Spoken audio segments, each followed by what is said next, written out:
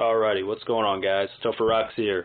I want to review The Amazing Spider-Man. I'm going to try and do it in less than like 9 minutes because I've done like 3 reviews and they've all gone over that time, and my videos have been getting cut off here on my phone.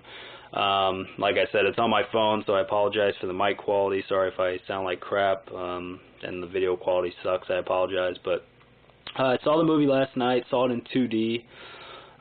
Went in with somewhat low expectations because I was pretty skeptical because I was a fan of the Sam Raimi movies, at least the first 2. I thought Spider-Man 3 sucked ass, like most people did, I think.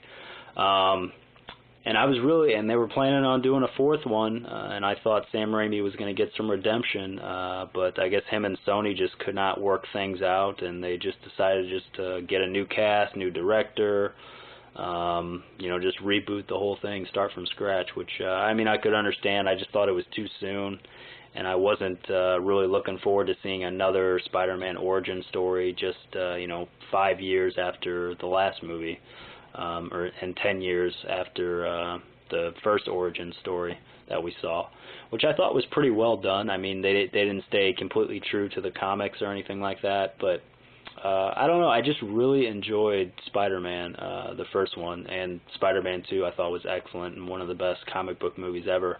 And I apologize for comparing, one franchise to another, but I really can't help it. They're both Spider-Man, movies and, versions of him, and that's just the way I have to look at things. I usually do compare and contrast, and that's just what I do, but so I apologize if that annoys you, but that's just how I look at things.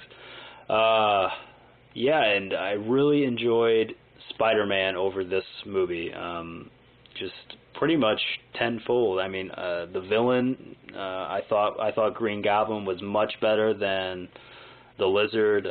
With the Lizard being completely CGI, I think that takes away a lot, especially in the fight scenes, because most of the stuff has to be CGI. It just takes a lot of it away, and takes a lot of the emotion and just you caring about the characters out of it when you know that they're fake and they're just, computer generated characters. So that was kind of lame. And the story, I wasn't crazy about the story. The origins was pretty similar to, the Sam Raimi Spider-Man. Wasn't a whole lot different. I just thought the relationships were just so much stronger in the other Spider-Man, the first Spider-Man. I thought Aunt May had a much better connection to Peter and Uncle Ben.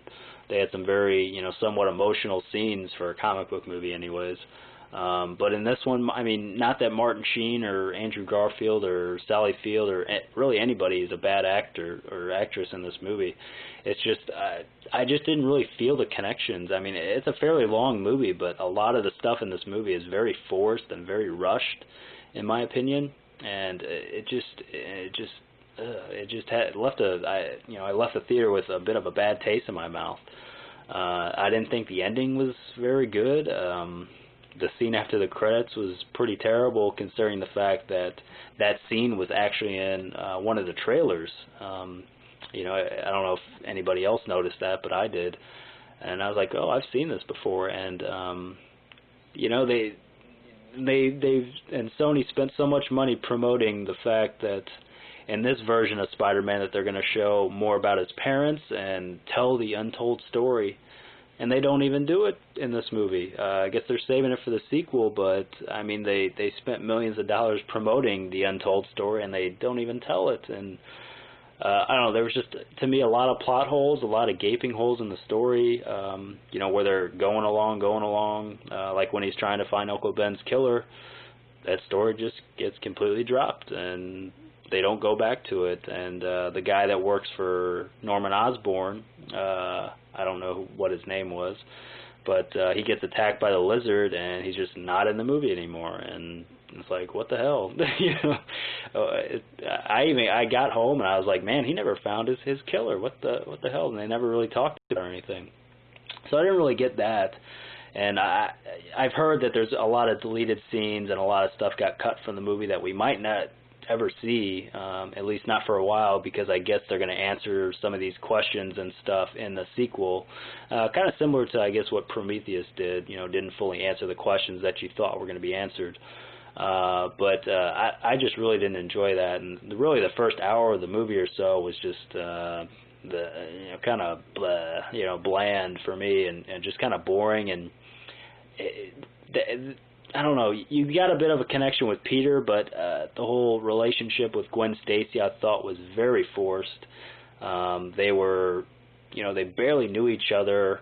To me, it wasn't nearly as strong as Peter's connection to Mary Jane, and how he's just kind of looking at her across. They lived right next to each other. Just him kind of admiring her from afar, and the fact that he had a crush on her for so long, and told Aunt May and Uncle Ben about it, and you could tell he cared so much, and had been wanting to ask her out, but she was with Flash Thompson for forever and stuff, and I don't know, and they had, that really deep conversation, like right before, I guess, high school ended or whatever, in the backyard, just talking and just really starting to build a relationship and a friendship, and I just didn't really get that in this movie. It was just, even like when he asked her out, it's really like awkward, and they barely say anything, so I just didn't really like that part, the relationship between him and Gwen Stacy. I think it got stronger as the movie got on, which it's supposed to, but I don't know, it wasn't as believable as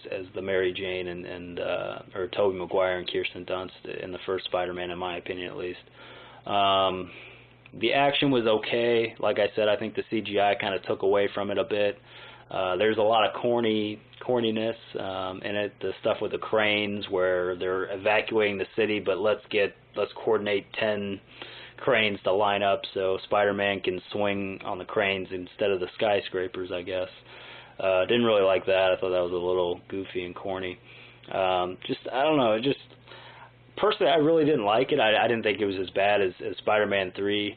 And it's not like it was bad. I mean, there was a lot of good performances, but nothing great, nothing really iconic or spectacular about the movie. I just thought it was okay. I really didn't enjoy it too much, and I didn't really hate it or anything like that. It's just, I thought it was okay. I thought Rhys Ifans, whatever his name is, I thought he was badly miscast. Didn't like him as Dr. Kirk Connors in The Lizard. Wasn't a huge fan of the Lizard as a villain, so hopefully they can make up for it in the next one. Hopefully Mark Webb will get a little bit more control and maybe not have as much stuff cut from the movie as apparently is what Sony made them do, or made him do, cut stuff out of the movie. But overall, I mean, I would give it maybe a 6 out of 10, maybe a 7 if I want to be nice, I guess, but I thought the original Spider-Man that came out in 2002 was a lot better, in my opinion. If you guys, agree or disagree, I would love to hear your comments below. Just for me, it was pretty disappointing, but I mean, I went in with fairly low expectations.